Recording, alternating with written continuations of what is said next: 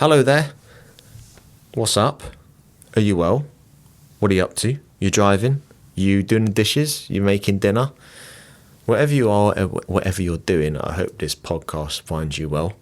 My name is Kevin. This is the Yoga Life podcast where we talk about yoga and life. This podcast is brought to you and sponsored by the nature of things. What's the nature of things, I hear you cry? Well, I'll tell you now. I'm sitting here in my loft, which is it's my podcast studio. And I have in front of me a diffuser. And from that diffuser, I have the smell of orange. When I say orange, I mean, imagine you're holding an orange and you peel it open. And then you get that spray, hopefully not in your eyes, of intense orange, or in French it's orange. Well, imagine that smell without getting stinky fingers. And you're imagining the nature of things. They produce essential oils that are made of pure oil without any nasty stuff. If you'd like to have lovely smells in your house, in your yoga studio, or on yourself, obviously dilute them first, then go to thenatureofthings.ie, put in the promo code YOGALIFE, and you get 10% off all products. So that includes their diffusers, which are made of recycled bamboo fibers, their gift sets, and obviously their oils. Again, that's thenatureofthings.ie, promo code YOGALIFE for 10% off.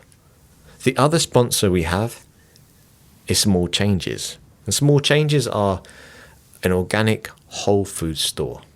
They don't just do food, because obviously we know we like to eat and that helps to keep us alive, but they also do things for the house, like you can get recycled toilet paper or bog roll or whatever you want to call it, bathroom paper.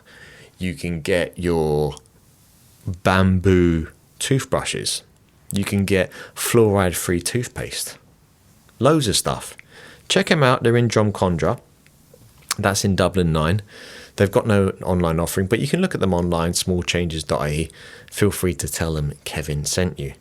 If you'd like to see me and you ain't able to make a public class, then you can come to my workshop, which is happening in December on the 14th, which is a Saturday in Salt and Soul. It's a handstand workshop. You do not need to be able to handstand to come, but you need to be able to get to Sligo on December 14th for 2 hours, and you can make a weekend of it. Maybe bring a friend, and you can hopefully learn how to handstand, the techniques, and it'll be a bit of fun as well. I've got a few other things coming up, but if you want all information and kind of keep up to date, you can go on to kevinboyyoga.ie and be a little option there to sign up for my newsletter, and I'll keep you up to date via that. If you enjoy this episode, then please share it with your friends on your IG stories and leave a review on iTunes. This one is a live episode, so we've got an actual audience, and it's with Patrick Beach and Doug Robson, otherwise known, aka as the Downward Facing Doug. So Doug is, I love Doug. It was an absolute pleasure to co-host with him, and I actually like. It's the Downward Doug, not the Downward Facing Doug. I actually like the 3-person system. I like that a lot, and I'm going to plan to do a lot more of them because it's really nice where you can bounce off of each other. And with this episode, we talked about everything from Patrick's experience teaching workshops to him becoming a daddy to his hair, not just on his face, but also on his head. And it went around about sometimes and went off on tangents, but sometimes tangents are good to that's where the funny stuff happens.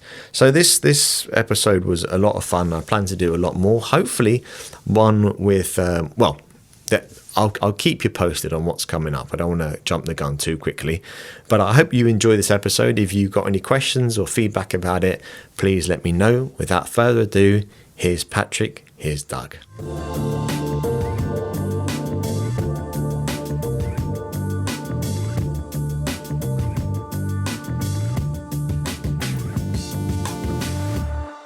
So welcome everybody. So just so we know there's people here. Okay, thank you. Okay. Today is or this evening is a little bit unusual because essentially it's a co-hosting. This is myself and Doug hosting Patrick and yourselves, which we've never done before on this podcast. I have a feeling Doug is going to take over, which I'm happy. Oh, come on. You gotta own your anchor role. This reference isn't going to play well, but it's like NBA on TNT. You got to be Ernie. You got to hold it down. If he's Charles and I'm Kenny and Shaq, you got to be the middle. I'm Ernie to keep it together. I'm Ernie. The American audience will understand that. Okay, I'm going to say Charles and Charles Barkley. Yeah. And who's the last one? Well, Shaq and Kenny, there's two, so I got to be both of them. But you got to be Ernie. You got to be the solid one that keeps us in line. I'll be that person. Yeah, you got to be that. I'll be that person. Okay, hold it down. So, gents, how are you? I'm doing fantastic. I'm great. Doug, you keeping well? I'm doing really well. Actually, I was saying earlier today, my basis for when life is good is I've brought the bar right down. It's like when my body is working fine, I have no injuries, and everyone I know is okay. Yeah. Then life is super good. Yeah. I don't need beaches in Bali, although I love those. I just need those two things. People, I love being okay and my body working good. Solid. So that's where I'm at. What have I've heard some really great things via the gram about your training yourself and Carling. Is she? Yeah, where are you? Well, funny. It would have been better if you were part of the crew, mate. I would love to have been, but today I was doing. No, you're good. I'm just giving you. I would though, seriously. But today I was doing my teacher training in yoga hub in Castle Knock. Oh, good for you. And I was just saying to Chris earlier that I was on my own. So I was, which I chose to be, but it's a lot, it's quite a lot of responsibility because you've got the whole day with people, and I'm thinking, can I go to the loo, or do I need to be there all the time? You just got to call that whenever you want. Yeah, so I feel good, but it's I would love to come to the training. I really would, but again, There'll be another time. You're good. Yeah. No, but it's great. It's fun. The other people are very nice. It's very very casual experience. So what is it? So it's Finding Center. Is it therefore like kind of an advanced teacher training module? I think it's just about teaching. So that's kind of the goal of it. I feel that a lot of trainings are about information and not about teaching. Yeah. And so that's kind of why we created this module that we're teaching this time around. You're able to focus on actually teaching and delivering information. Yeah. And it gives you an opportunity to learn from people, Carling and myself, that are coming at it from kind of 4 different perspectives. Mm-hmm. And I think that's really helpful for students or teachers that are kind of part of the group. Yeah. Okay, cool. In terms of, because it's so handy that you can teach with someone else, like be able to teach with Carling, especially I think if you've got one male body, one female body, you can show the differences in teaching. Is it ending tomorrow? Yeah. It's ending tomorrow? Yeah, okay. So with this teaching, is it something that they can then add to their Yoga Alliance? Yeah. It's all continuing education through Yoga Alliance. Yeah. That's how it works. You need to have that certification. Yeah. I don't know why. It means nothing to anybody. Yeah. Have you ever been asked for yours? I've never been asked for mine anywhere I've taught in the history of teaching. No, I haven't. But do you, Doug, do you keep track of your hours? No, that's been a disaster. Keeping track of hours is a disaster. Also, again, I don't know that it means that much because I could teach really badly for a lot of classes, and although I have the experience, I don't know how much that means in terms of what you were saying about when have I been asked for it. The only time is now listing retreats online. Some of those places will say we need to see your qualification. That's the only time I've been asked for it. Oh, really? Yeah, I've never been asked for that ever. Like not once, not one single time. I could be uncertified completely. You guys are all here. So how did you then certify this training with Yoga Alliance? Do you have to apply and say... Carling does all that. I don't. Oh, she's this is where it gets really handy, right? This is exactly... This is the dream you're talking about, right? We're talking a technicality question, but the training you see, like I teach class, she does the PowerPoint, and then we filter in there. But we have a good system because we each have different roles. Mm-hmm. Right. And that goes for all of our trainings, right? Even though in some of our trainings, like when we teach our teacher training in Bali in November next month, it's October now. She'll teach classes actually again, but even still, like we do completely different things during the training. Like we don't co-teach anything. We are part of lectures together, but there's different parts that we own, right. And that creates a nice job responsibility for each of us. We're not stepping on each other's toes, and where each of us has our own creative freedom in the whole. Yeah. And but that is so important because today was the first day I was on my own. And what I realized was the information is really important. You can teach people stuff, but also you've got to look after them a little bit as well. Like, as in, some people don't, like, they want to know where you are, what you're doing, and what's happening next, or what's happening after break. And this is stuff that I was saying to Chris as well. It's my first time doing it, so I suppose you learn like the hard way, don't you? You won't. Because I planned and planned and planned. I had so much theory. It's like a counselling session for me now. I did, guys, I swear. I planned and planned, and I was thinking, I'm going to be saying this, I'm going to say that, and I'm going to walk over here, and I'm going to tell this story, and this bit's going to be quite funny. And then, and it wasn't. Did you really plan that much? Oh man, I did. Wow. I was walking around my loft, and I was like going, telling this story about Achilles and the Achilles heel and history of brilliant, which I thought would be interesting. And just at the time, all eyes are on you, so you haven't really got time to reference your notes. You've got to be, and it's one thing knowing the stuff, but the other thing is, how do you deliver it? How do you then reinforce it? Because I know, from being in school, maybe you're the same. If I'm sitting there and it's just slide, right down. Okay, this table. I'm gone after 20 minutes. I can't concentrate. So about kind of like reinforcing what you're teaching. I think delivering it in different ways too. Weirdly, actually, in this training, we were just discussing different ways people learn. Through audio, through visual, through writing, reading. Some people like to do it. There's lots of different ways, and I think that's the thing. When you're giving the information, it's going to land with some people that are similar to you. But then what do you do with the host of other people that maybe don't think like you? And how do you then get that information across in another way that's easy to digest? But again, it's hard because, like you say, you're not only teaching, you're controlling a room. It's a little bit like when you do your first retreat. People like lean on you when you're in charge, and so they should. They lean on you to tell you where to be, what to do, what time everything is happening. With us, we're quite lucky. It's the same schedule every day. You only know you need to be in the room twice. What about your first stunt, though? Your first stunt? I'll tell you my first stunt. What about your first stunt, though? The first stunt, you basically get thrown in. My first stunt was a jerk back, which is like they attach you to a hydraulic ram. It's about the size of this room. Yeah. It's used in like machinery, and that thing gets filled to a PSI, normally like 220, and then it fires, and you're attached through a pulley. What's the PSI?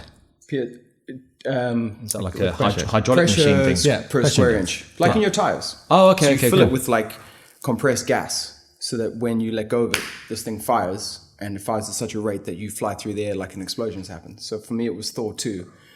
And Thor throws his hammer through a whole lot of us, so we were flying off side to side. Yeah. And I didn't, you can't prepare for that. Like you just, someone attaches you and like people come up and go, okay, by the way, when it happens, try to do this and also keep your neck tucked in and make sure there's tension on the line. And you're like, yeah. And as they walk away, you're like, what am I doing with my life? And for me, I could be working in an office. Even now, when they go 3, 2, 1, 3, I go, this was a bad choice. 2, I'm like, shit. 1, I'm like, I can't get off this now. Boom. And then it's over. But you fly back. But yes, you don't have a lot to say about it, basically. Once they hook that line on, you're in. That was my first time, but it depends what you're doing. If it's fire and stuff like that, you have to plan. You just have to go through it, experience it. And on the other side, you're like, I landed on my elbow and I had a massive bursa. So I was like, no one said don't put your elbow down. But I won't be doing that ever again. So, yeah, that's how Doug, it's the simple things. Right? Don't land on your head. Also a good one. All good advice. Yeah. But Doug, actually, speaking on that, Doug, because if anyone doesn't know, Doug is a stuntman. Is that fair to say? It's fair to say, yeah. But now you're an actor? No, I get acting roles. Look, I'm a farce, man. I fake it till I make it. Or not even till I make it. I fake it until someone finds me out. So what happened was, in Star Wars, I talk a lot, as you may have noticed, which is really handy for this environment. Definitely. But one of the stunt coordinators on Star Wars was like, there was a role going, and they needed someone to talk, just a stormtrooper. So this is, you look at movies like that, and you're like, these are well produced, like everything's planned. I got handed some words on a napkin from lunch, written in a pen. And they were like, can you say that? And I was like, this is like the level of planning that's going into this. You know? I'm like, yeah, okay, fine. So we have this scene. They come over. I have to ask them where the prisoners are going. Now there's a whole plan to this, right? There's a whole scene. The actor across from me is like, no, we're going to go off script now. We're just going to start ad-libbing, you know? Another stormtrooper. No, the actor, I forget the guy that played K2. Who's K2? This robot? No, he's the tall robot in maybe The Force Awakens. I forget. He was actually the pirate in Dodgeball too. Real, you ever remember? Yeah. The pirate. The same actor, you mean? Same actor. Okay, yeah, not no. some character. It wasn't like a crossover, a weird Star Wars Will Ferrell. character in Dodgeball. But a robot wouldn't be very good at Dodgeball, in fairness. He went off piste, and like I made some joke with him within the thing, and the guy that my stunt coordinator was like, that's great, because most stunt guys, you tell them to fall off stuff or get set on fire, get hit by a car, they're in, because they're like, it's payday, we're gonna get paid for this, no problem. That's their comfort place. Talking in front of camera, it's like, nah, that's not for me. That's terrifying, you know, because it's very intrusive. And you're very vulnerable when you do it, because it's just you filling the screen. And when you watch it back, you see everything on your face. A little bit like when you first start doing Instagram stories, right? Yeah. You're like, fuck, is that me? And you quickly learn from that angle to that angle. That angle's not good for anyone, you know? Yeah, so it's true. Same thing, you get used to it. And that stunt coordinator, then any job he was on, where there was a small acting part where the option was to get an actor and then find a stunt double, is a lot of hard work, because you got to find someone who matches. You got to get 2 costumes. You got to get hair and makeup to do both of them. It's more cost. So they just like to get me instead. I do the lines and I do the stunt. So it saves them money. So they don't have to pay an actor. They just have to pay me. So you basically... So long story short, you are the star of Rise of Skywalker. That's what you're trying to say. What I'm trying to say is I'm kind of a big deal. All right. So this may be the last free event you can come to. So enjoy it. All right.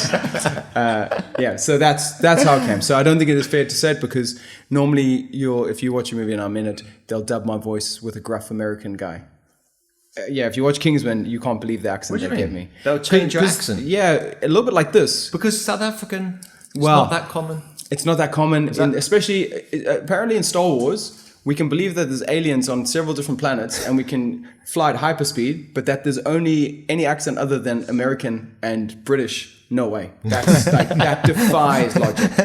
You know, so they do ADR, which is like this. So they actually film the whole movie with sound, but they don't ever use that sound. The sound gets recorded afterwards. So the actors will then dub themselves. Shit. Except if you're me, I get dubbed by someone else. I don't even know who these guys are.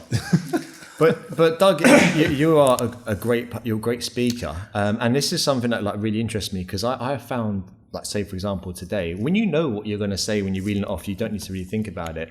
But when you have to ad lib, or especially when you know a lot of eyes on you, it can be so difficult. And I used to watch a lot of your vlogs, Patrick. Like I was watching them today, but you stopped vlogging a couple of years ago. Do you still get, when you, like, even on teacher training or even in regular workshops, retreats, do you still get nervous, or how does that? No.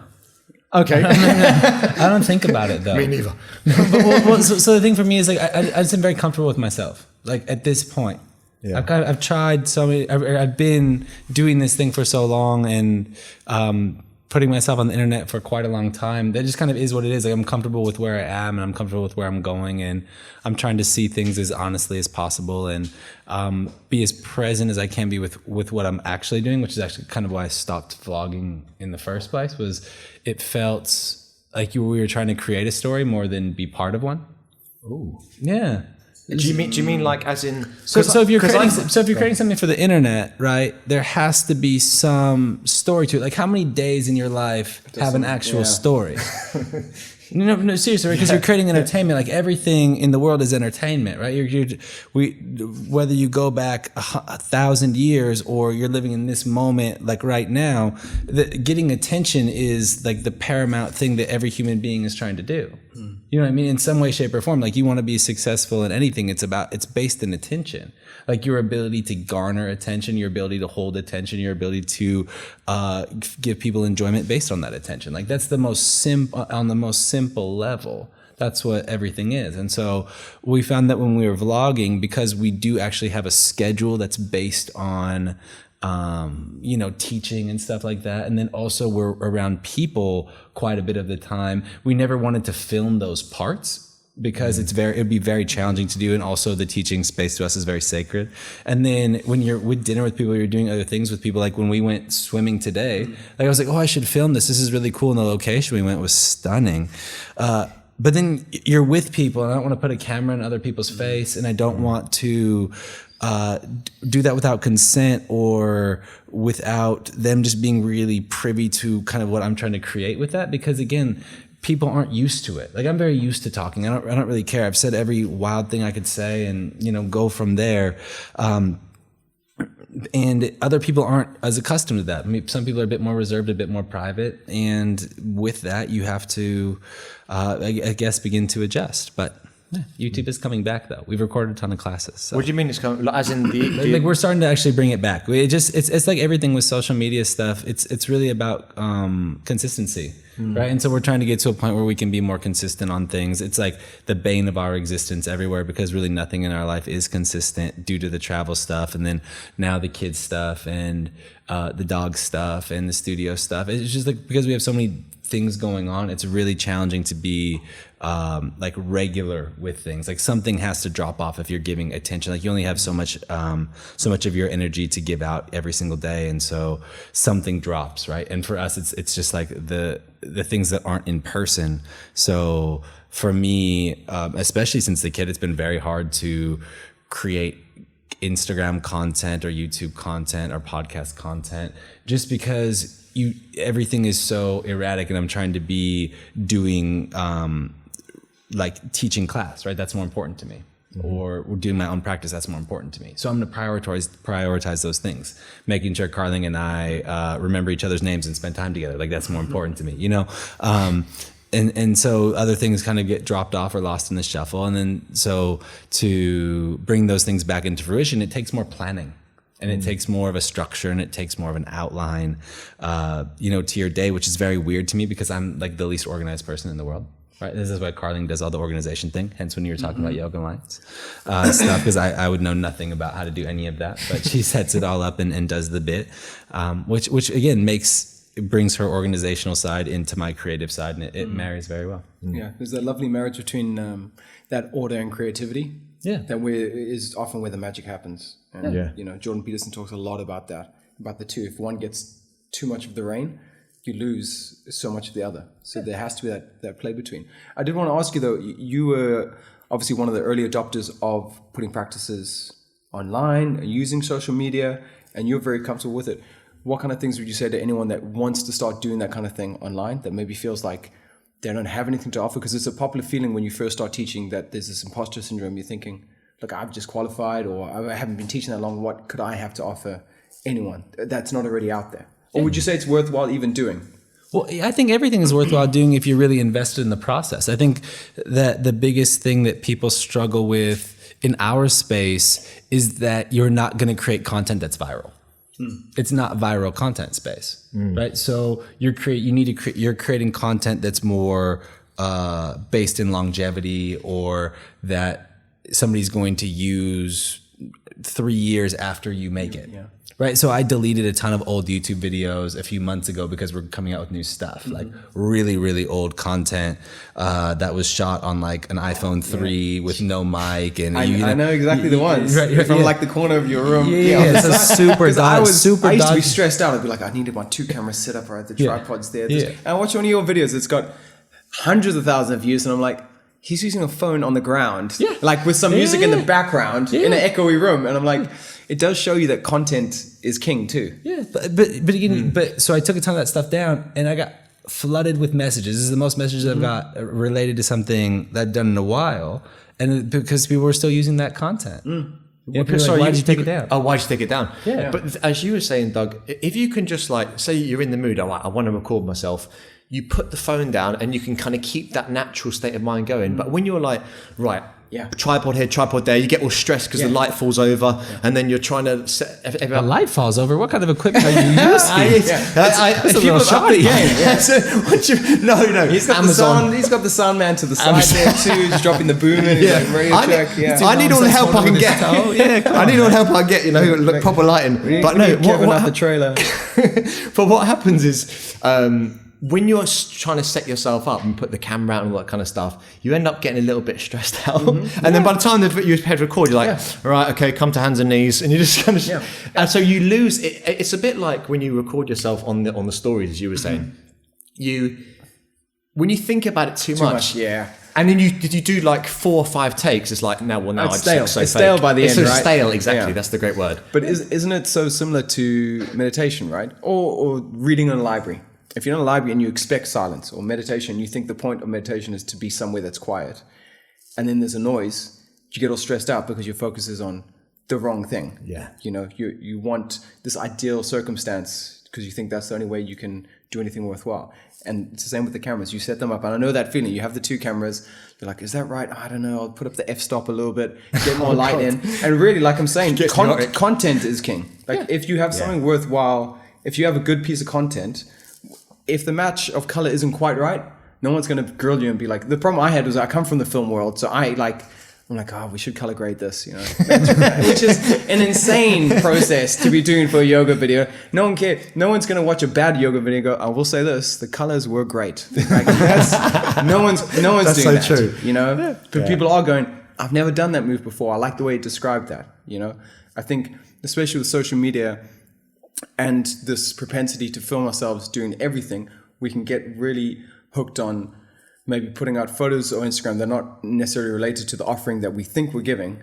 And instead of thinking about what is it that I'm trying to give to people that follow me, am I trying to give anything worthwhile? Is this worthwhile to someone that's... Yeah, well, but I think that's what I think it all comes back to with every piece of content related to, especially related to yoga specifically, because again, or anything in fitness or wellness or health, because there's not a viral component, meaning you're not chasing the eyeballs and attention of 12 to 14-year-olds. Yeah. Right? So if you're not chasing that attention, all of your content needs to be based in value. Yeah.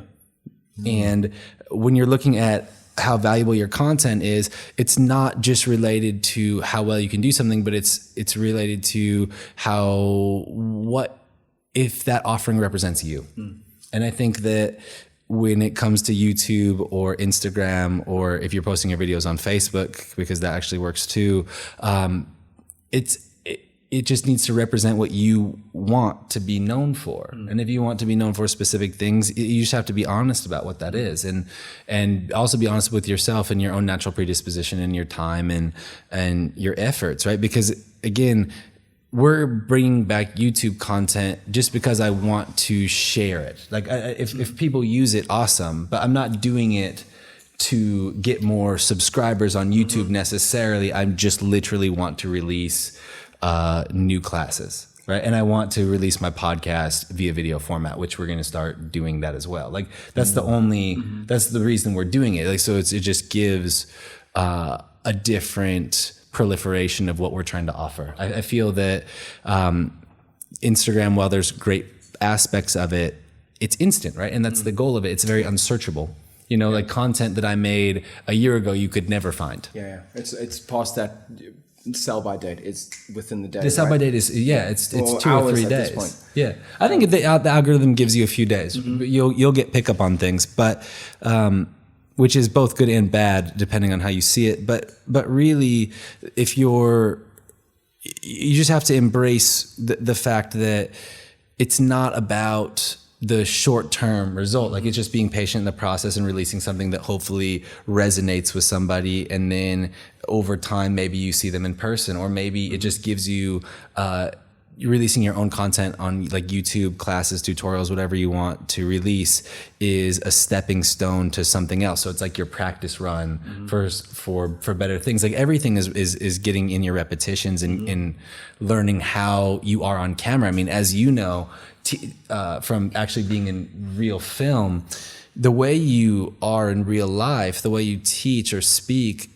needs to be dramatically different when you're on camera, because the camera picks it up. Right. Yeah. So I had to learn that for myself, because when I first started releasing classes, I talk very slow in person and it plays just fine. But when you talk slow on camera, it plays like you don't give a shit or you're stoned. You know, but you know what I mean? But that's just a fact. I was like, wow, I sound like really disinterested right now. It sucks energy. The camera literally sucks energy out, so you have to overcompensate that. Exactly. Yeah. You have to up the ante. Which, like you say, if you do that in the class, then it comes off quite weird. It comes off quite auctioneering. Welcome, yes, come on in. Yeah, it seems like you're really trying to cheer people on, like you're trying to give that go. And sometimes you need that, of course. But I've taken a lot of people that just teach online, and oftentimes it really affects their in-person teaching. And it's not that their information is bad or their teaching is bad, but if you're only speaking in front of a camera, again, it speeds you up. You have to be sped up, you have to be more of a presence, you have to be more of a personality.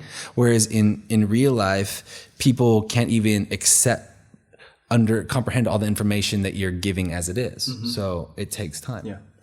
I do think it's good practice in terms of teaching too. It's similar to what Kim was saying. I mean, just doing the stuff online, I think is good. And there's utility for you as a teacher to do. Like we were saying, I don't have time to be editing loads, so I just do them in one. And if I fluff my line, I just do it again. Because we act again like it's the biggest deal. And this is what you're coming back to about being nervous in front of crowds and teaching for the first time. Quite often we can feel like it has to be perfect. If you forget something or you say the wrong thing, that there's no going back. And it's totally incorrect, you know, and as we're discussing... It is helpful when you have that 2-camera setup, though, for the... Exactly. That's exactly why I have it. The 2-camera gives you that lovely cut point. But as long as the colours... In our new ones, we got 3 going. Oh, next level. We have a guy, though. We're working with somebody. Where's the third camera? Has you got 2 on each sort of side? Look, man, I don't know. I don't do anything Okay. anymore. Just saying, I'm not doing the editing anymore. Top Shot's a really nice one once you go on your back. Just a nice place to cut. It's not a Top Shot, I'm letting you know. I think it's just 3 different angles. It's a surprise. But it's funny you say about like the tension. Back to that, like in on YouTube, you'll see this is how a YouTube video starts. What's up, everybody? Welcome to the channel. You're like, what the fuck? It's like, hold on a sec. It's like, what's up to my channel? Subscribe, and it's like starts really fast. And I was figuring out, why are they doing that? Because it's like, Jesus, because God, you have I skipped the advert and then you have the first few seconds to capture attention. Exactly. Yeah, you got the first few seconds to capture attention, and then maybe you can slow it down. And I noticed that with you as well, Doug. When you did your stories, it was real like boom. You know, it was kind of like, you know, you're like, what's up, what's good, people? You know, that kind of thing. I'm too like English to do that. I can't be like that street, but like. I think, and I noticed that as well, I speak quite slowly. So when I'm speaking to my Instagram stories, I'm like... yours is a slow burn. The anticipation's killing me. I'm like, what is going to happen? Wait till the next one. Oh, it's still not there. He's having a tea. I was looking, I was like, I'm taking sips of tea, and I'm like, even my blinking is slow. I'm like, even my blinking is boring. I've got to speed up my blinking. Like, what's up, everyone? Be like a robot. But no, you see, I think this is a good point in terms of media too, is that often we're attracted to people because of their strengths, but we really love people because of their weaknesses or their nuances. Not that that's a weakness to blink, but that's your USP. That's what differentiates you from another teacher. The old slow blink. Yeah. Always gets it. That's what everyone tells me. Everyone's like, you got to go to Kevin's class. Is he awake? Is he asleep? No one knows. It's 50-50. But I think not being shy of those nuances, not trying to change it, but embracing what you do and going with it. Kind of similar to what you're saying about being authentic to what as you teach is makes you less nervous, because one thing you've been most of your life is yourself. So you can do that well. That part's fine. Yeah. But I find it interesting, you definitely don't seem nervous when you come into the class, which I find interesting because I've not been teaching long anyway, but there's still quite a level of nervousness before I come in. But I've been in every situation. Like that you can't tell me, you can't create a situation I haven't taught in. Mm-hmm. Speaking with that, can you let us dial your brain back to some things that have happened that weren't ideal in the class for you? I mean, I've gotten into like verbal altercations with people in class, debating information. Yeah, sure. Amazing. That's but not like swearing. Yeah. You'd be like, fuck off. Yeah? No, yeah. So again, like when you teach non-traditional things and you have traditional students sometimes come to your stuff, they're going to disagree. And that's just part of the situation. And this one person was just really aggressive about it. This was like 5 or 6 years ago. So what did you say to him? I don't really remember, to be honest with you. The lady next to him told him he needed to shut the fuck up. She told him to shut the fuck up? Yeah, she's like, I think you're incorrect. You need to shut the fuck up. But it was related to forum balance. Yeah, it was quite hardcore. It was in Texas, so he probably had a gun. On him at the time. Yeah, in the class. It's just no phones in the room. Yeah, AK-47's fine. Yeah, keep it simple. You got to stay armed at all times. No, but it was just something related to form balance, and again, we teach a more progressive style of practice. So I'm going to teach you 5 ways to do something. you know, because it's going to resonate with somebody differently.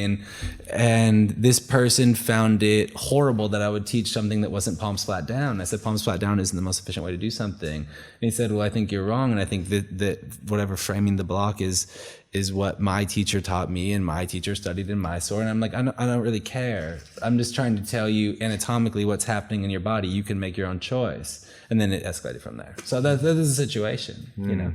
It's funny. Yeah, that's Have how you I had that, Doug? I had a girl, never had that. a woman in Berlin, same thing when I was doing the martial arts and yoga, who was in the front row, and she was traditional. And she, you know, you talk about stink face, and sometimes you can get it wrong. Like, sometimes people give you that face, and then after class, they're like, I love that. You know, sometimes you just misread people's face. I know I've got a very serious face when I practice. So I know what that's like. So I don't try to read into it too much. But she made a point of coming to me afterwards and going, I hated that. And I find it so funny because I'm like, it's not that serious. You know, I'm sorry you lost an hour of your life, but like, you were here. It was nice. We were outside and stuff, right? And she just left. It's like, I always think the same with things like that, especially when things are really bad. I think I can't wait to tell my friends. They're gonna love this story, you know. But yeah, that was the first time I had stink face. You took the good out of it. I was like, I mean, she was so angry. I was like, man, you need more yoga. Yeah. Maybe not my class, but You're like, find one you like. Give me feedback as long as it's good. Yeah. Otherwise, Just how can I improve? She was like, stop, you know. Like, oh, right, cool. I want to talk about something a bit deep. Mm-hmm. Yeah, We're ready to go there. Stories, man. That's And what I live. we're all about that age. I'm nearly 38. Doug? Oh, you know, I was trying to work out. Lisa was in my workshop last night, and she was like, who's older between you and Kevin? I was like, I don't know. I'm 36. I'm 37. Yeah. Patrick? 34. 34, okay, a bit younger. Daddy. Being a daddy, being a Don't ever parent. call me that. What? Don't I mean, Doug. Not in public. You spoke about this. At home, no problem. Only behind closed doors. Yeah. I get In you. public, I don't like it. All right? Puts me off. So, let me start that question again. Fatherhood. Hey, lads. Yeah. So my girlfriend listens to this podcast, so I got to be a bit careful what I say.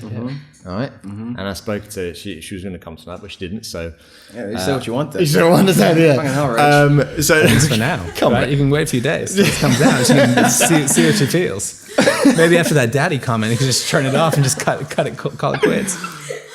Okay. Okay. So, So what I'm getting at is being a father. I want to be one. Do you want to know how to do it? This is not the place, Kevin. This is not the place. After the podcast, no problem. this was a safe Let's do a space. separate podcast about that.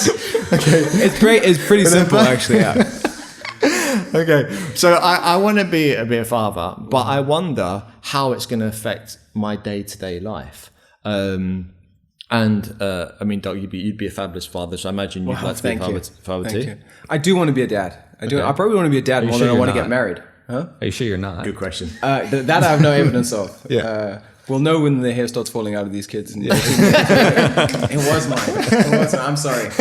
I owe you so much money. But neither of us are fathers, and Patrick is. Patrick, how does it? Oh, I don't want to sound selfish, but like, how does it affect your life? And obviously, you know, you're very happy. But how does it? Not necessarily negative or positive way. But objectively speaking, how does it change your daily routine? You just always have something to do. Like, it's just another thing to always have around, right? So, like, there's amazing moments. There's like, beautiful times, and there's also like really boring times. You know, where you're just kind of like making sure that they stay alive. It's a big part of the process, and there's also just that you're at the mercy of their mood, you know, or they're sleeping, or they're eating, or if any of you guys watch Stranger Things, does anybody watch Stranger Things? Okay, so this is the perfect description of being a dad in relationship to everything You're else. talking about the latest season. It doesn't matter. Okay. Just if you've seen Stranger Things, you know. So I am every character in Stranger Things. I'm every cast member. I can keep the plot going. I can, solve a few problems here and there. But Carling is 11. And when push comes to fucking shove, the only person that matters is 11, right? Everybody else in the story is completely irrelevant, right? Everybody else is completely irrelevant. When it's time to close that portal, when it's time to fight that monster, right? Everybody else is just there for comic relief, you know? And so honestly, that's what it's like. I can do so many things. I'm part of it. It's amazing. But at the end of the day, when she wants the boob, it's time to eat. It's time. You know, that's just the nature of the game. I've been doing more push-ups, you know, so I'm trying to get there.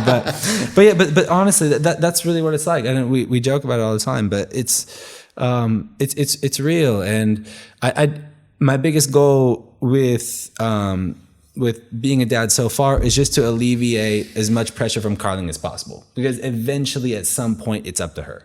Like eventually during the day, whatever, 5 times, 7 times, the baby's gonna want to eat, and that's all her, because she's breastfeeding, right? And so that's the honest truth of it. And sometimes I walk with the baby strapped to my chest for like 2 hours in a row, all through cities, doing that stuff all the time.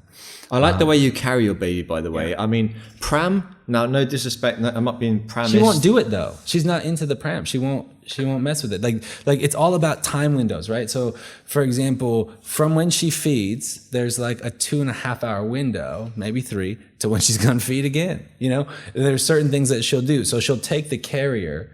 That's 2 hours. That's a 2 hour. She will accept being in the carrier if you are outside walking for 2 hours. That's our baby. That's Harvey, right? But she'll only take the stroller for 30 to 45 minutes. So if you put her in the stroller, then it's a quicker time, or the pram, that's what you guys call it, right? It'll be a quicker time back to Carling. Okay. So Harvey wants the close contact. That they're more settled. She'll roll with that. She'll roll with that for longer. So you're always just looking, okay, what's something that she'll do for longer? You know, and you're just trying to play those time windows, and then also try and like have conversations with one another without like random baby noises in conversations also. Because that was the thing last night when we were walking around downtown Dublin. She was passed out, like walking on my chest as usual, and we're like, oh, we're like having a conversation that doesn't have baby involved in it, but she's there, and it's cool. So I think it's such a weird thing, because at the end of the day, you're the same person.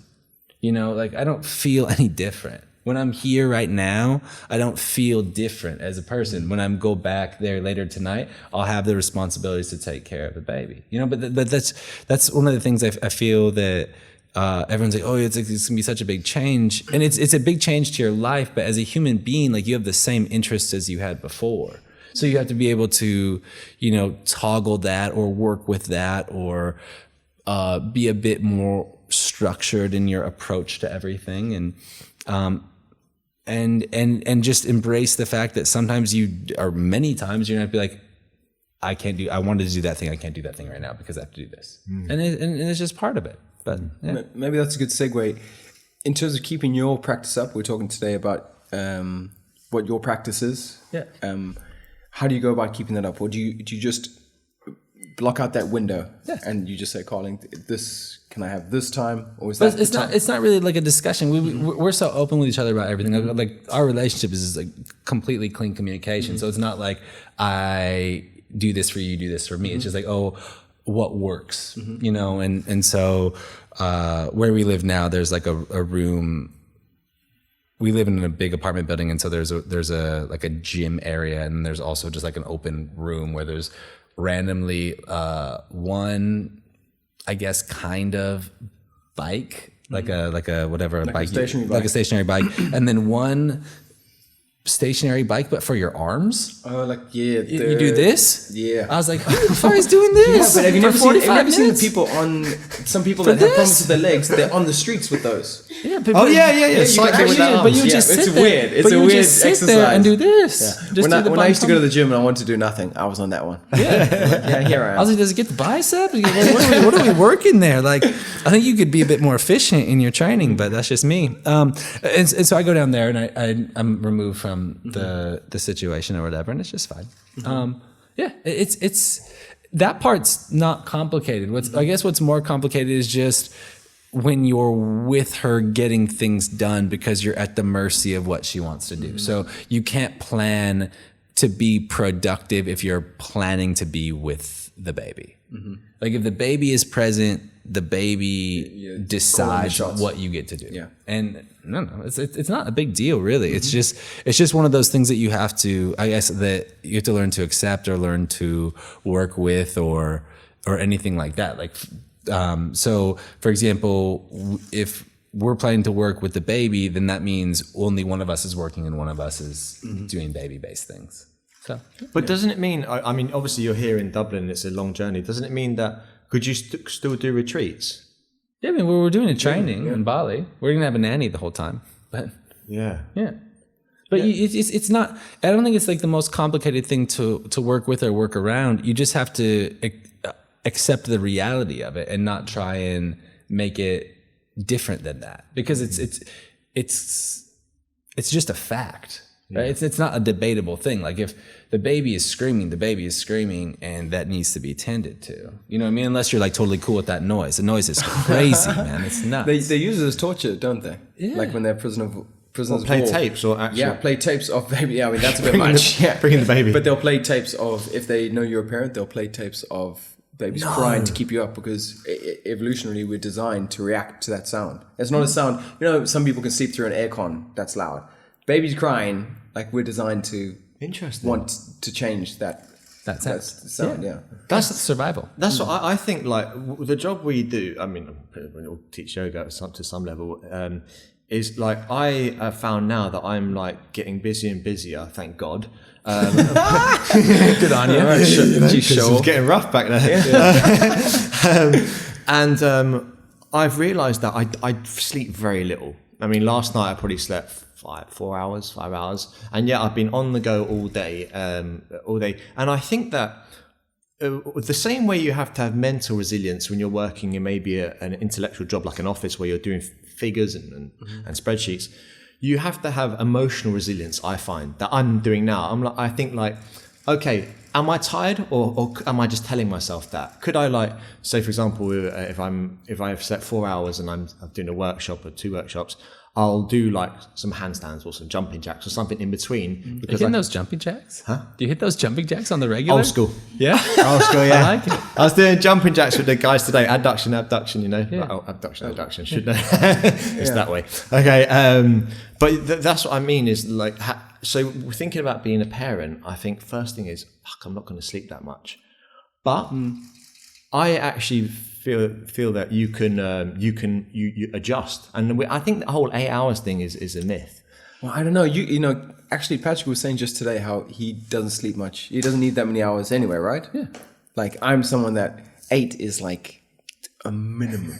Like I would say 7.5 is my ideal, right? But if I'm inside of that, I'm not that happy throughout the day. It's part of that health thing. So outside of your health and your friend's health, you need that 8. Yeah, actually, no, because I can still be happy, but I'm just tired. I don't like being tired. Yeah. You know, I like to be active. Jovial. Yeah, exactly. And I It's feel part of like I'm a bit better when I'm in that. What's time. that reference you mentioned there? Is that from the training that you're doing? What's that? No, he was talking about earlier when we first started. He's like, "Oh, what makes me happy is like." Oh, sorry. Would you listening? This is your Talked about podcast. 30 minutes ago. I'm Come on, man. Stay woke. Stay woke. I'm sinking. Sorry, guys. Stay woke. Yeah. But yeah, I mean that's question answered. Thank you. So essentially, I feel like this is something that you have to, I suppose, incorporate into your life, because that's, your life is just going to change a little bit, isn't it? But you're still the same. It's changed a person. lot of it. But A lot of it. But you're, I mean, unless you have like unlimited money and you want to hire night nurses and, do all kinds of crazy things. Maybe you're up like that. I don't really know. I'm not. So I got to be doing the thing. Got these for free off Om. Thank you very much, Om. Oh, nice plug. Plug. Those look great, by the way. They're not So a sponsor. those come in 32s. They do. Floyd trousers. They're smart, but they let me move as well. But Patrick, so that's obviously you now. And I think I told you this when I first met you at Wellfest. I'd been doing yoga, but seeing your videos kind of made me see the capacity for how much more yoga could be, and that it wasn't just in the classroom setting, and there was more. There was loads of different tricks, and there was a strength element, and it kind of opened up my eyes to that. So that was inspirational for me. What was your journey like? Because when you were doing it, I imagine there were even less guys doing it. I imagine the culture was very different. And what made you choose yoga? And what was the option before that? Yeah, I mean, there wasn't. Well, so I started practicing like in my kitchen. Like there was no more or less to it than that. I was just doing it as like a simple way to meditate. I went to a private I guess it's a Lutheran college, right? And which is really funny because I'm not religious in any way. And so I was taking alternative religion courses, and through that you started like studying like different types of things, and yoga was one of those things when we were studying religions and Hinduism and stuff that came out of India and that kind of part of the world. And so I found it was probably light on yoga, and it had a bunch of poses in it, and so I just started like looking at those things and trying to help alleviate, like I had a lot of back spasms at the time from playing basketball. And so I was trying to alleviate those types of pains. And there was also handstands in there. And so I would do like handstands and these little hip opening poses. And that was like my practice for quite a long time. And then I started going to public class a few years later, and I would get kicked out of class all the time for doing handstands in the class, right? So like from jumping from down dog to handstand, like I was doing that before it was a thing, and how would they? I mean, they did not respond positively. Yeah, or they'd be like, "Look, you need to cut that out." Oh no, it was like pretty direct. It was like you need to get booed. Like you got to go. Like do this or you're out. Like, it was pretty quick, man. Pretty militant. No, super hardcore. Yeah, but even it's just funny. It's also just because, again, if you want to go in front of a bunch of, or if you want to teach yoga, there's some part about you and all of us, right, that wants to go in front of a room of people and tell them what to do and watch them do it, right? So there's a certain level of control freak, whether you want to admit it or not, that is part of your wiring in your brain, right? So people were really strict on things like that, and that's fine. They back even 12-ish years ago or so, the practices were all just methods, right? There's so much more freedom in yoga now, right? Kind of what you were alluding to before, in terms of what's acceptable, what's good, what's bad, what your perspective and feeling is on that. But everything was only methods. So it was, really 3 methods that, rose to some level of popularity. Of course, Bikram, power yoga, and I would say Ashtanga. Those would probably be like the 3 most spread forms at that time. And then, so I was doing power yoga stuff, and teachers just wanted you to do like chaturanga, crow, and tripod headstand. And I was like, I'm kind of past that. So, but I think I'm right in saying that those 3 lineages too are distinct poses, and the teachers had like that. So they see those parameters as what yoga is, and if you break the realms of that, you're not doing it. Yeah, there was just a lot more rules, right? Mm-hmm. And then I started working with this guy named Brock Cahill, who actually does a lot of really cool stuff with ocean conservatory based work and cleaning up plastic out of the oceans. He's really interesting, and that's kind of the current work he's doing. But he was one of the first people that was into handstands and teaching that, and he came to Seattle, and so I started taking some of his workshops, and then I studied with him a bit, and then I just started studying with a bunch of random people, man, like people from all over the place. And it was really helpful to see different perspectives, because again, wherever you are, you think that's the yoga that's prevalent, and it's not true. Like the yoga that's prevalent is different every single place that you go. And so I began to expose myself to that, and then I began to, I was teaching publicly. I was teaching in my kitchen, and you were teaching in your kitchen? That's where I first started teaching. I was in my kitchen to like 4 people, because all the people that were seeing me get kicked out of class, they're like, "Hey, I want to learn what you do." And so I started teaching them my own stuff. Oh, right. Yeah, so that's my first foray, man. Was like in front of the fridge. We were in there. Like I gave a snack afterwards. Like we came. That was the game. No, but really, like it was very simple. We'd fit 4 people, like, and it was awkward. And if you messed up, like you may like cut your side on like the edge of the countertop. Yeah. So that happened to me, not to any students, but yes, you should keep that lineage in your now studio and have just appliances randomly. Do you think? Like a stove in the middle. Speaking of appliances, though, this is one thing I do not understand about this part of the world. You guys are terrible at washer and dryer machines. Like why are they so bad? They're horrible here. Like, you guys have those 2-in-1 things. It takes 4 hours to wash anything. And another 3 to dry it. Look, it makes no sense. Because I'm not from here, because everything takes so long to dry. The first thing I had to get used to with being in the UK was that houses smelt of laundry. Yeah. Because everyone hangs stuff up in the house. Why would you hang stuff here? It's not hot. It's not sunny. Like, look outside. This is dreary. No, you put it on a trick is, lads. You put it on Simon got a garden. Put it on a clothes horse. Put it in a little sun trap. and then turn the radiator on. No, miss me. You can get your clothes dry in 40 minutes in a machine. Yeah, but in the machine, I don't like it shrinking my stuff because like a lot of these tops end up like here. I know, like on the belly. It's by the way, will never shrink.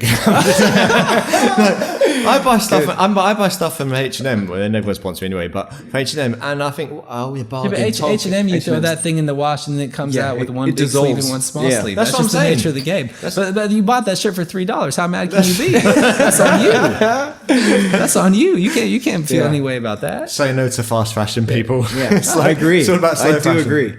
Yeah. I used to work with them. Honestly, they're actually very nice people. Well, H&M. Yeah, they're like they at the time I was working with them, they had 300 or 400 people working on how to change their operations to be sustainable. All right. Yeah. No, actually, now they've been rolling stuff out where you bring your clothes in and they'll give you discounts on stuff. But they have a whole a whole building in Stockholm, right? Because if you go to downtown Stockholm, that is their headquarters, right? Mm-hmm. Like every building is H&M. Like their shops in the bottom, whatever, but like their offices are everywhere, right? And yeah, so that was one of the reasons that I was actually interested in working with them at the time, and they were nice people. Okay. Weren't you going to do like a? I was working with them like on a brand or something. Yeah, and we designed it, and it just didn't ever come to reality. Yeah. As with all things with big companies, they have a lot of missions. Hey, I'm surprised. Are you into that, Doug? Like apparel? I mean, like wearing clothes. He's a big fan. I'm a big fan of wearing. I'm probably a bigger fan of not wearing No, clothes. because you are though. Because you're downward facing Doug leggings. Yeah, I know. I did co-branding with now. Lululemon. Can I say Lululemon on here?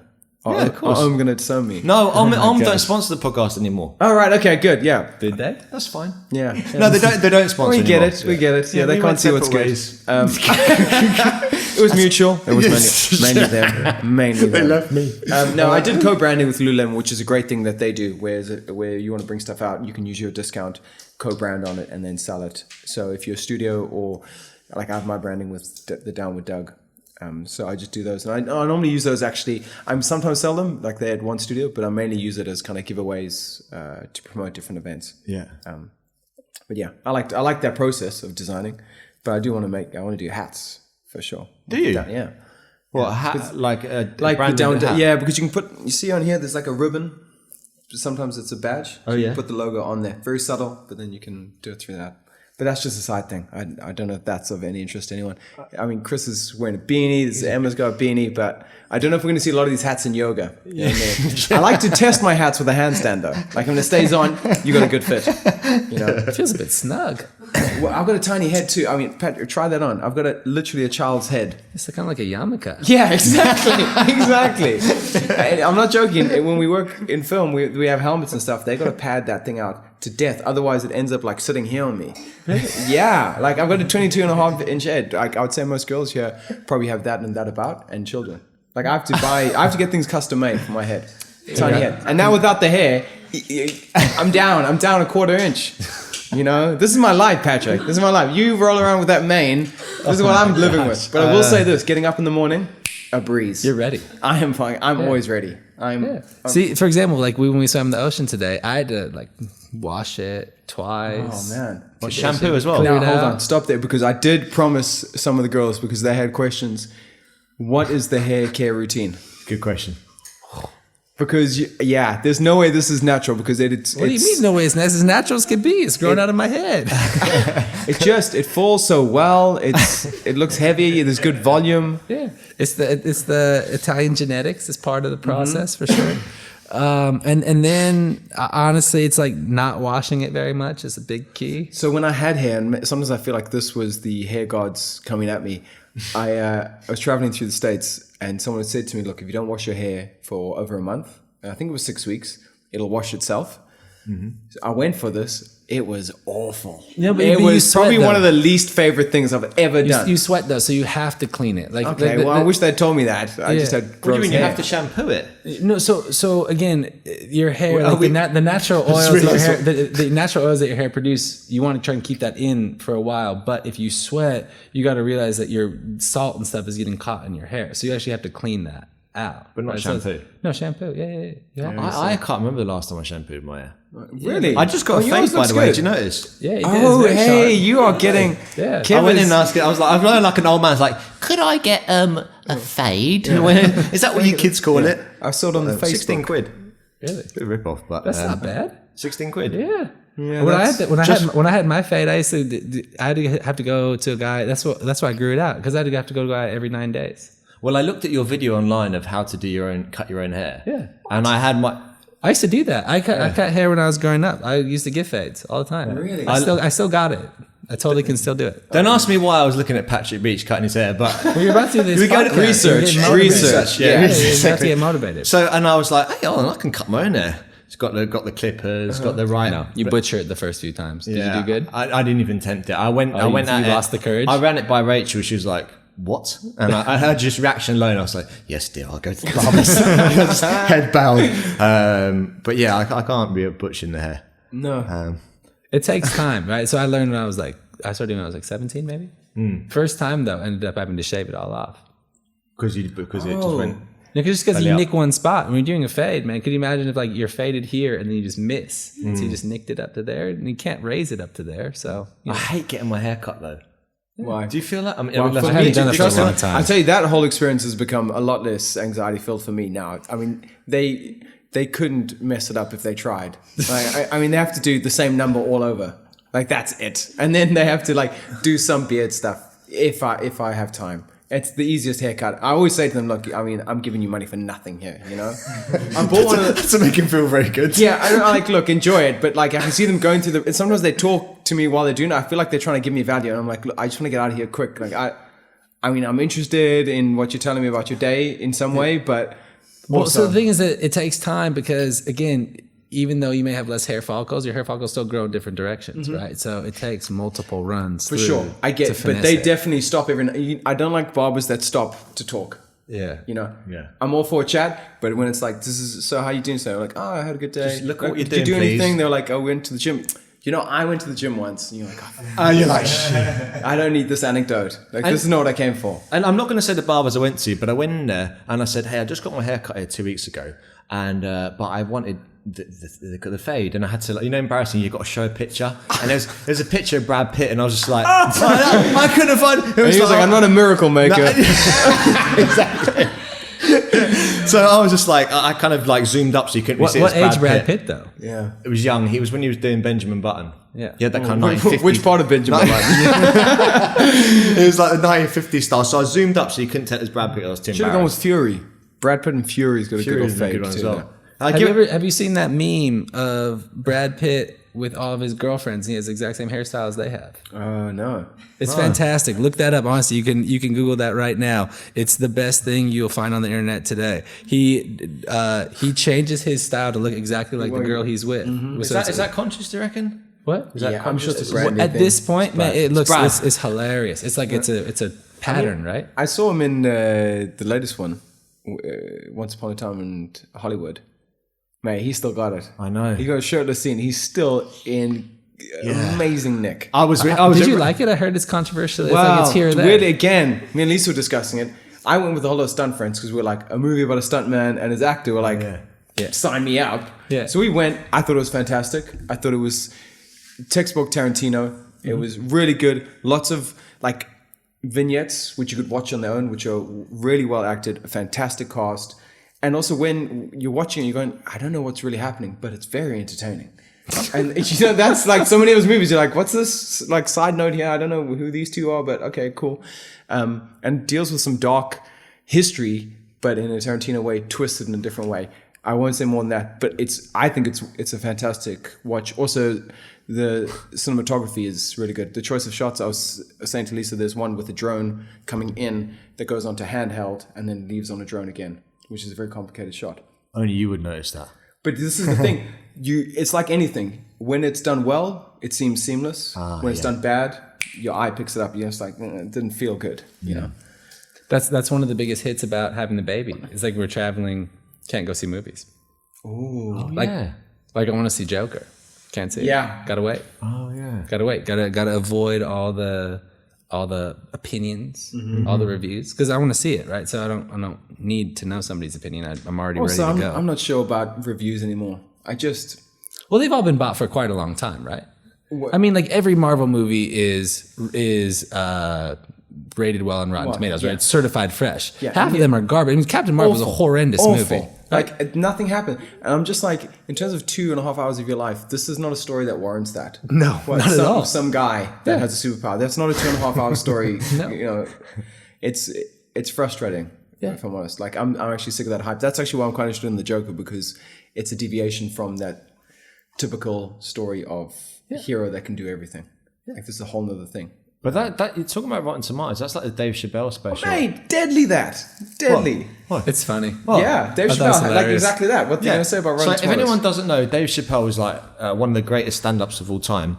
And he did a stand-up recently and...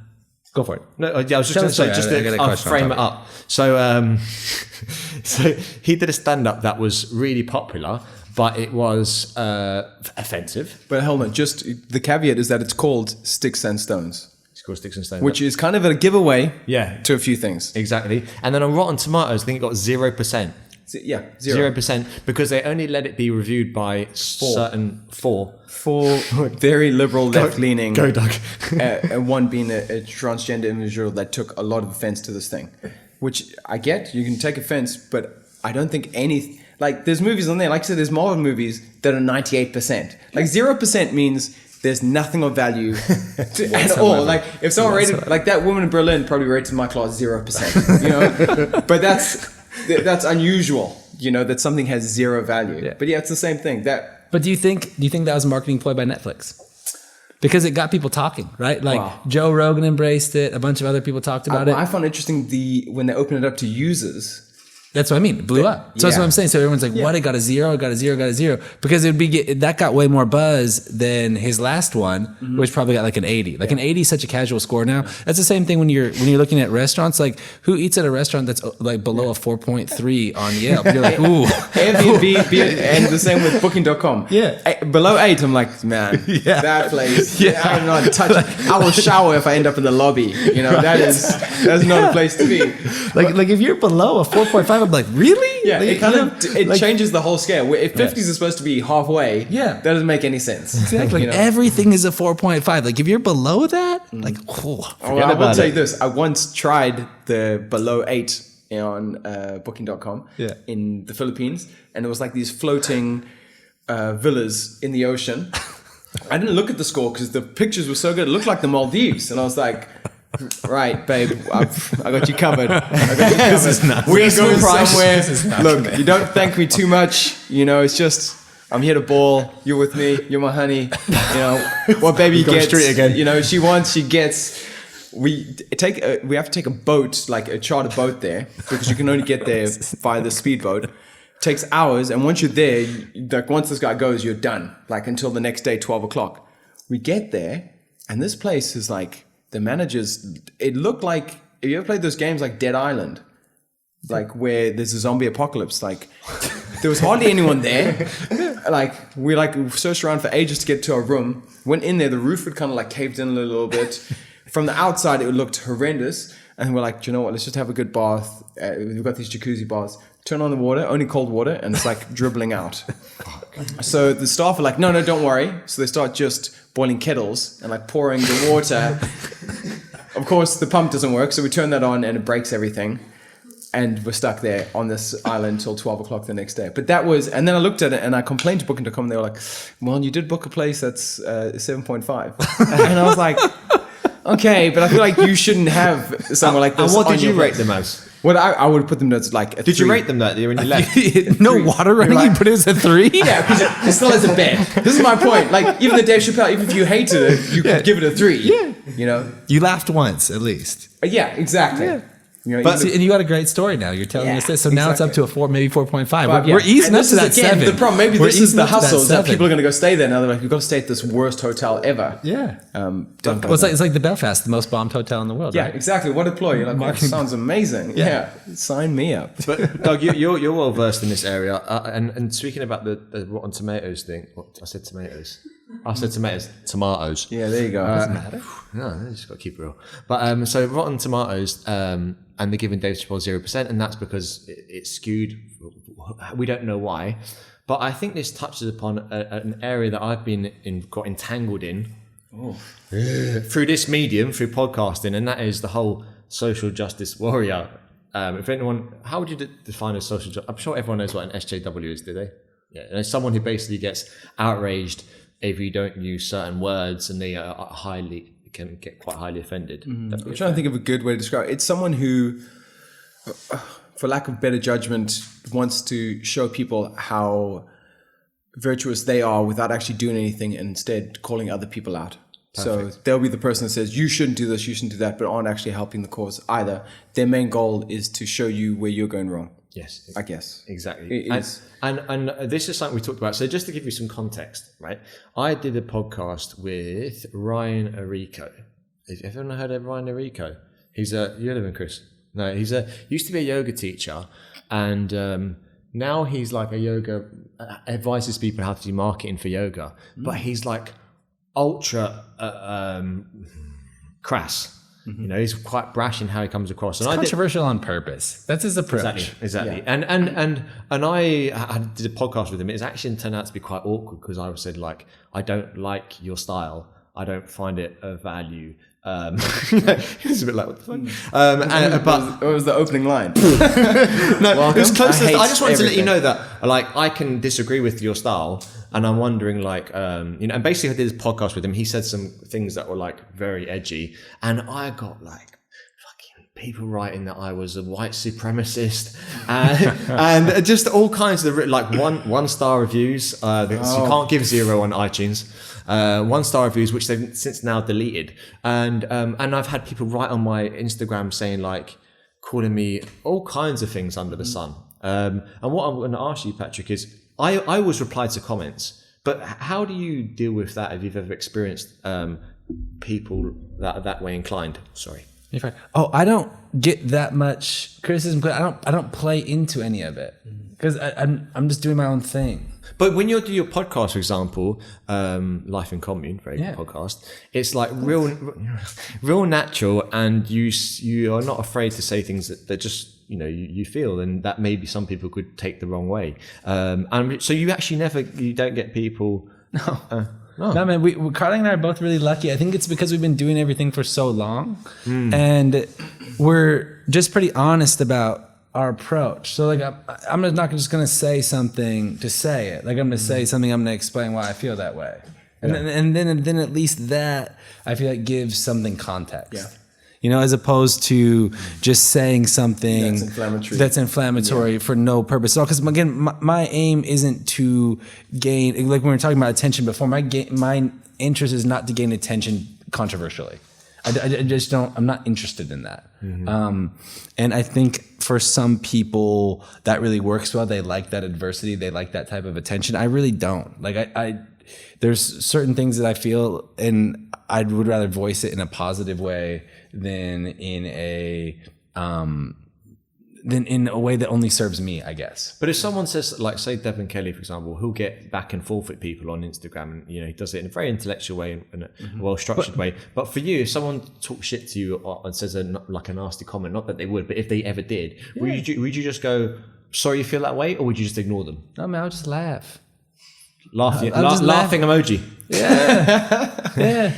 Like, I would just laugh about it. I'm not really that fazed by what a random person on the internet says. Like, I'm not gonna get derailed in my life by like Big James 72 on Instagram. Like, I'm not, you know what I'm saying? Like I'm not getting. He might derail you. Yeah, right.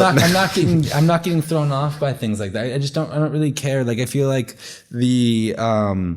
it's so easy to get thrown off by the vocal minority in all situations. You know what I mean? And then try and embrace it, and then try and change what you're doing for that said vocal minority. You know what I mean? But if you stay the course with what you're doing, and there's some integrity behind it, and there's some honesty behind it, and there's some value behind it. I think that people can pick that up, and I also think that there's nuance to everything, right? And kind of what you were saying before, while we all strive to be perfect, people really like the small details about you, right? Your lack of one thing or another, your lack of knowledge in this area, your when you mess up, like people, everybody's human, and messing up makes things more relatable. Yeah. You know what I mean? And being imperfect makes things more relatable. I think that the more that you come at things with kindness or with openness, it gives you just a chance to kind of avoid a lot of that stuff. And also, I'm not here to be more right or wrong than anybody else. So like when you talked about Devin Kelly just a second ago, I've never met him. I've followed him on Instagram for a little bit. I don't know if I still follow him. I think I still do. Super strong guy, but he's really into being righteous. You know what I mean? He's very into like, this is the way you do something. This is it. This and that reminds me of when I first got into yoga, and meeting people like that, and those people telling me those kinds of things, and that's never worked for me. And so I truly try and avoid that. Like I respect everybody's approach. I really believe in methods when it comes to the practice, and I believe in that there's different methods for every person, and there's value to be had by actually going through the process of something. And the more you go through the process of something yourself, you actually have a firsthand experience as to why that worked or didn't work for you. You know what I mean? Like if you look at someone like Devin, just because you brought him up, the dude looks like a superhero, right? Like he's ripped out of his mind, right? It's a Marvel character. Yeah, and he's incredibly flexible, incredibly talented. And the only thing you ever see him post is pictures in a dark gym. He's in a dark, damp gym in China, right?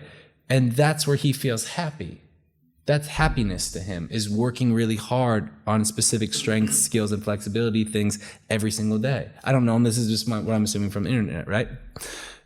But that's what makes him happy. And that to get to that level of physicality, it takes everything. It does, yeah. It takes everything. I know I from my own practice, from my own path, from what I put into it, comparing it to what he's capable of doing, like, it's all day, every day. That's the life he's choosing to live. But the difference there, though, Patrick, is that the impression we get online to meeting him, because I met him just once. Yeah, I met him once, but I spoke to him a few times. Is like I'm not like championing his corner, but when you meet him in life, he's like smiley, happy, really nice guy. It's just on Instagram, he comes across quite intense in that way, and it's all or nothing. Yeah. But as you said, and then I think that when people don't, so if people like see you speaking in vlogs and stuff, so they feel like they kind of know you, and that's the power of video.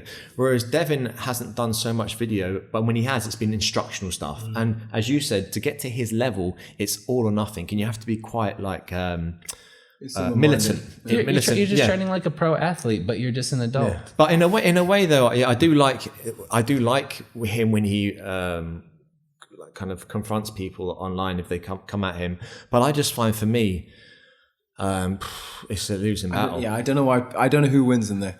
No, but that's what I mean. That's what I keep coming back to. Yeah, like, nobody exactly, wins. This is the Same point with Twitter. I keep trying to get to. Is like nobody's gonna win. Like, you're not changing anybody's perspective on a comment, and that's why I don't. That's why if I engage, I'm just laughing about it, because I'm like, I'm not gonna change your opinion based on. They're not going back and going, I didn't think about it that way. They're just going like, what am I going to say to him next? You know, and that just goes back and forth. Nobody's taking an L in the comment section. You know what I mean? Like, people are just gonna keep coming back, and so I feel like if you don't participate in it, then you're not going to be involved in that. If you just keep putting out your own message and your own work, then that speaks for itself, and you're letting that speak for itself. And I think that's kind of what I've always done, and that's, I guess, that's my approach to it. I'm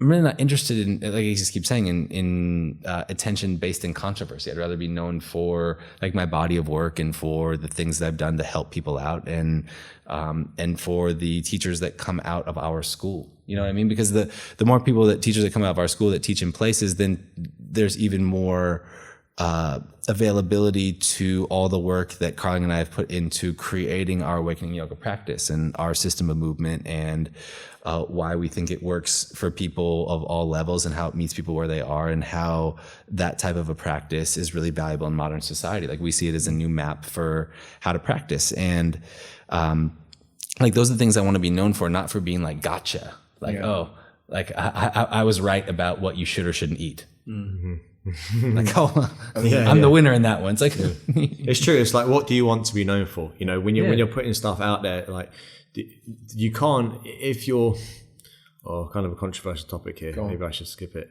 Well, actually, I want to talk about something controversial anyway. Go on then. Firstly, I'd rather you get in trouble than me. I like the idea that probably the odds that there actually is a Big James 72 on Instagram is quite high, and that he's a listener of the show would make me just going like, could be a girl. I said nothing. Like, come on, guys, jeez, like, just getting hate messages all over the place. How dare you say that to Patrick? Yeah. But speaking of controversy, Patabi Joyce, Mr. Bikram himself, it's kind of linked to. This is going to sound like a weird segue, but R. Kelly and Michael Jackson. Whoa. Okay. All right, just hear me out. Hear me out. In the sense that, all right, obviously there's allegations, maybe more than that. All right. Can you separate the work from the person? Do you think there's an obligation to practitioners not to do Bikram because of his actions? It's not my place to decide because it's there. I think if you like a practice, that's up to you, right? I think that there's a benefit to something being done consistently, ritualistically. I firmly believe that. And whether you are someone that really enjoys Bikram or someone that really enjoys Ashtanga, that's up to you and how you feel about those practices, right? I think if you're doing those practices anyways, you're turning a blind eye to a lot of things just as it is, not even related to the people that were either the creators of those practices or just like the champions of them. But I also think it's quite funny that people didn't expect this kind of behavior from people who got really popular later on in life with like younger white women. You know what I mean? Like if you're who has like a funny grandpa, right? Who like looks at chicks and gets a little flirty when you bring your girlfriend around. Like, everyone has that grandpa, you know what I mean? and so just imagine this. No, but seriously, like, put yourself in this perspective. And then you put yourself in this perspective. Power. You come out of nowhere. What they did is very wrong. Framing that first, but completely right. And sexual misconduct is horrible, and it happens everywhere. But if you look at it from these people's perspective, this is just a dude. I don't know too much about them personally, obviously.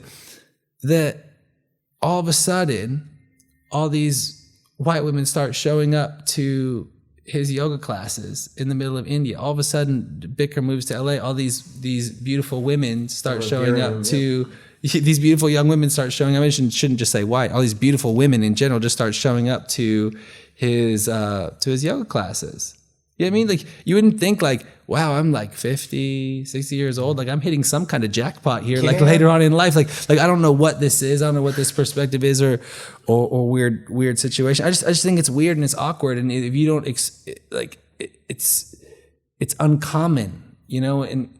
But it's contextual as well, because say something, an adjustment you could have done 50 years ago where you've got your hand on someone's their arse, basically. Let's say, for example, that we could look at a picture of that now and be like, that's inappropriate. But maybe 50 years ago, in a different culture, different environment, it wasn't seen as inappropriate.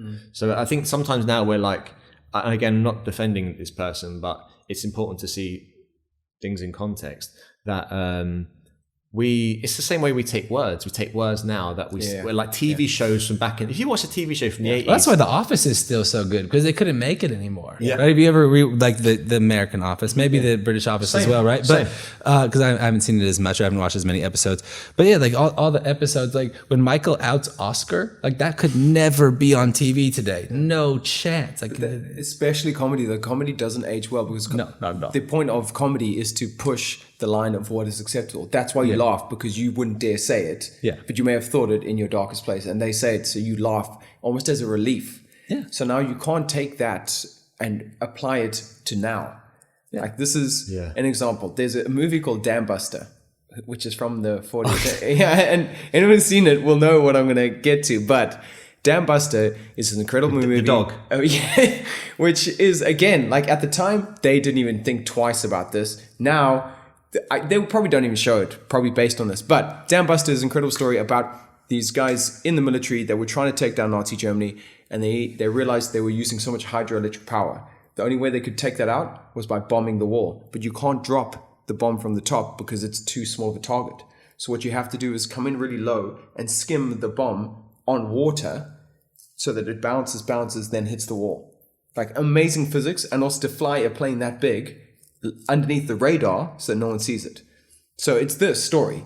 But what it's completely marred by is that in real life, Jesus, I'm terrified just to say this. Go on, Doug. I mean, but in real life, the actual physicist that came up with this had a dog, a black dog, which its name was the N-word. And in the movie, they refer to it all the time. All the time. So we, like, at school, a teacher once was like, oh, go, I don't have work for you, we'll put on this movie, not thinking. And that part came on. I grew up in Botswana, I went to school in South Africa, and this came on, and there was chaos in the room. And this teacher was like, shit, totally forgot about that part, you know? But the point being is at the time, it probably wasn't seen as bad, even though it is bad, but context does change quite a lot. was it you, Doug, who said, like... Don't put me on it. What's that? I've been through enough in the last 5 minutes, all right? I said, no, I'm not going to go down that. But like how comedians are like the new philosophers. Was it you said that? If you didn't say, you can That claim sounds it. quite good. Yeah, sure. Something I like you said would say. But how comedians, I mean, when I listen to podcasts, I listen to mostly comedy podcasts because I'm like, this is so fucking refreshing, as opposed to all this safe bollocks of like trying to say the right thing all the time. That was my point. Okay, solid stuff. Solid stuff there. I can't really expand on that. Back to you, Kev. No! But back to what Patrick was saying, which I thought was interesting about power and how power corrupts and absolute power corrupts absolutely with those kind of situations. And this is, I guess, what it's worth anyone remembering when you're in such a position of power. People do hand over power to you, and it's about being responsible with that power. Yeah. Whether it's teaching, whether it's any realm where you're taking the lead. And to what you were saying, I remember after Tiger Woods got caught out, and everyone was like, oh, how dare he, he's this clean cut guy. And one of the guys quite correctly put it, he was like, it's easy to be good when no one's asking you to be bad. You say again? It's easy to be good when no one's asking you to be bad. Yeah. And that's a slightly different situation because he was caught out doing that. But there is this thing you have to be aware of, that power can corrupt you. And you have to be aware of that. And I guess part of yoga is understanding that and seeing parts of you that may be corrupted, and not to be blinded by what you're doing. Yeah. And also just that we're all, we all have such different perspectives on the world and different, like, based on the things you've experienced. So you can't really understand how you react in a situation until you get there. Mm-hmm. Right. And that's not even related to Bikram Batavi, but just that comment isn't. But just it's hard to really gather how whatever that sound is all of a sudden is coming in nowhere. I feel like you're going to say something really deep now. You're like, but no. But all I'm saying, honestly, it's just music. It's just hard to gather what you will do. It's so easy to point out somebody else is wrong, and it's so easy to see something that's wrong, but it's really hard to understand what you would do. Yeah. And I think that's something that really needs to be taken account for in all situations, not just the ones we're talking about here, but really it's easy to point the finger out and it's hard to point the finger back. Mm-hmm. That's why giving advice really easy. Yeah, and taking advice your own is always. And again, even like when we were talking about this in the training, like what do you teach and what do you practice, right? And are they the same? And if they're not, why? And is it based on your population? Is it based on you want to like go teach this crazy class with tons of abs, but then and like make people sweat and die and then like laugh and cry at the end just because they survived, or and then you like go home and do frog pose for 20 minutes and go to bed, like and that's the frame of your practice because that's what you want to be known for. Like there's beginning to understand that relationship between you and yourself is really important, and it gives you it's the most honest relationship that you can have, and it's also the easiest relationship to constantly try and escape from. Because embracing the honesty of yourself is what you have to live with, and looking at the actions of others is easy to be like, oh, they fucked up. All right, next. Like, just swipe it aside, because you can make comments about it and then just move on. I think that, Joe Rogan speaks in depth about that. We don't give a lot of recourse anymore for like, how do you come back? When you do something wrong in the public eye now, there's almost no way back, even when it's not necessarily something that I disagree with that completely. I think people are coming back all the time. I think it's super easy to come back now. I think now is like, it's probably easiest to get in trouble. I mean, Donald Trump comes back every day. I feel like he comes back every day. Donald Trump's genius is to keep doing things bad. He just because keeps you forget them the day before. You're like, day, God, did you hear about that? You're like, forget that. What did he just do now? That's what I mean. Yeah, that's his genius. He comes back every day. All right. I think coming back is because, again, like saying the phrase again, but everything is based on attention and entertainment, right? And so if you are able to garner people's attention and entertain them, like people will forgive you for next to everything, and it's a sad reality in some ways, because it sometimes makes you think, well, is there a purpose in being a good person if I'm an entertaining person? Well, it depends who's it for. But you know what I mean? Like what's, because you look at the most successful people in the world, how many of those people, in terms of like financial success or things like that, like how many of those people are like really like a good, kind, honest person that you want to spend time with, or how many of those people are just super self-involved to such a level that they don't care about anything else and they only care about themselves, and that's why they got to that point. It's really hard to differentiate those things, I feel. Yeah. But I think that is just to close, that is a point of what's important to you. Yeah. And for sure, you can be successful at those things, just like saying about Devin Kelly. I don't know if that is the case, but if you want to just be good at that thing, you just do that thing. And that's fine if that's enough for your life, but you've got to be honest about what it is for you. So you can be highly successful and still be unhappy with yourself, even though you've got all those things. Yeah. No, by the way, just to say, like Devin, I shouldn't have brought up Devin Kelly, should I? But he is. Yeah, Devin. He's great. He's fantastic in all areas. But as you said, like Donald Trump, for example, is like someone. If you want to be excel in an area of it, making money, a lot of things get sacrificed.